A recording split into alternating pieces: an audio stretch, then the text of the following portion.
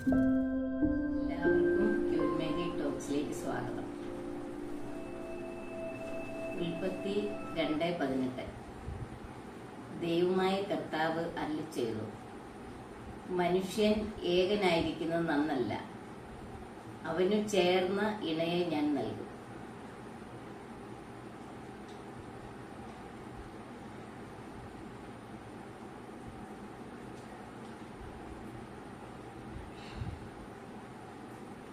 ദൈവമായ കർത്താവ് ആകാശവും ഭൂമിയും സൃഷ്ടിച്ച സമയത്ത് ഭൂമിയിൽ പുല്ലോ ചെടിയോ ഒന്നും മുളച്ചിരുന്നില്ല.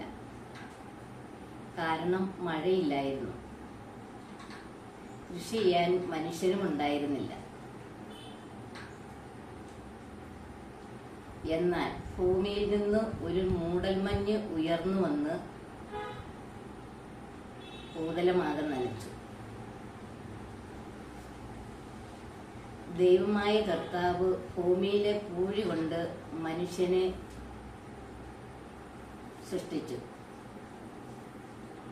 അവന്റെ നാസാരന്ധ്രങ്ങളിലേക്ക് ജീവശ്വാസം അയച്ചു.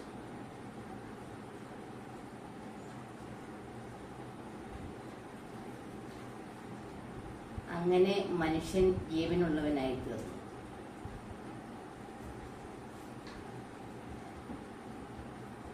ദൈവമായ കർത്താവ് കിഴക്ക് ഒരു തോട്ടമുണ്ടാക്കി അതിന് ഏദൻ എന്ന് പേരിട്ടു. ഏദൻ തോട്ടത്തിൽ മനുഷ്യനെ പാർപ്പിച്ചു. സ്വാദുള്ള ഫലങ്ങളോട് കൂടിയ എല്ലാ വൃക്ഷങ്ങളും അവിടെ മുളപ്പിച്ചു. അതെല്ലാം ഭക്ഷിക്കാൻ അവൻ അനുവാദം കൊടുത്തു.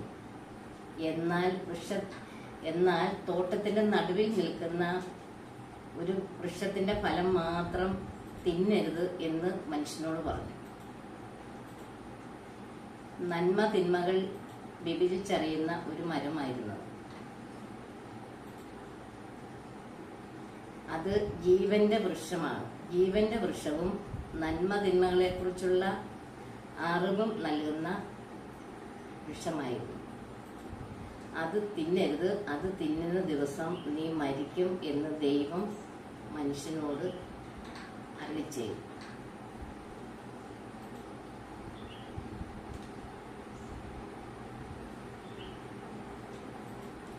തോട്ടം നനയ്ക്കാൻ ഏദനിൽ നിന്ന് ഒരു നദി പുറപ്പെട്ടു. ആ നദി 4 കൈവഴികളായി തിരിഞ്ഞു. 1 പിഷോൺ, 2 ഗിഹോൺ, 3 ഡൈഗ്രീസ്, 4 യൂഫ്രട്ടീസ്. ഇങ്ങനെ 4 കൈവഴികളായി തിരിഞ്ഞ് ഏദൻ തോട്ടമെല്ലാം നനച്ചു. ഏദൻ തോട്ടം കൃഷി ചെയ്യാനും സംരക്ഷിക്കാനും ദൈവം മനുഷ്യനെ അവിടെയാക്കി.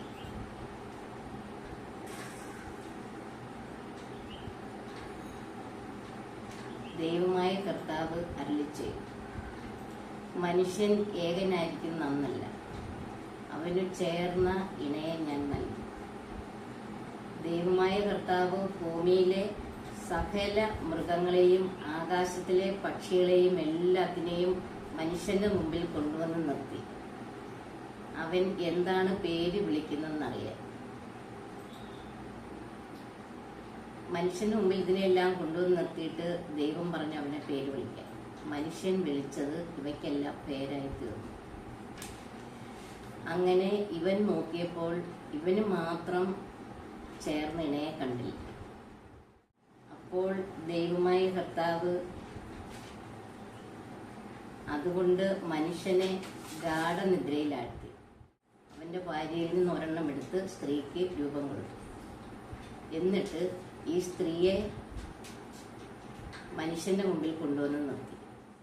അപ്പോൾ അവൻ പറഞ്ഞു, ഒടുവിൽ ഇതാ എൻ്റെ അസ്ഥിയുടെ അസ്ഥിയും മാംസത്തിന്റെ മാംസവും നരനിൽ നിന്ന് എടുക്കപ്പെട്ടതുകൊണ്ട് അവൾ നാരി എന്ന് വിളിക്കപ്പെട്ടു. അതിനാൽ പുരുഷൻ മാതാപിതാക്കളെ വിട്ട് ഭാര്യയോട് ചേരും.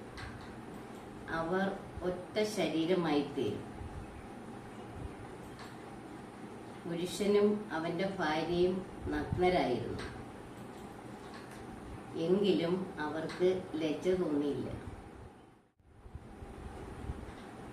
നമുക്ക് പരിശുദ്ധ അമ്മയോട് ചേർന്ന് പ്രാർത്ഥിക്കാം.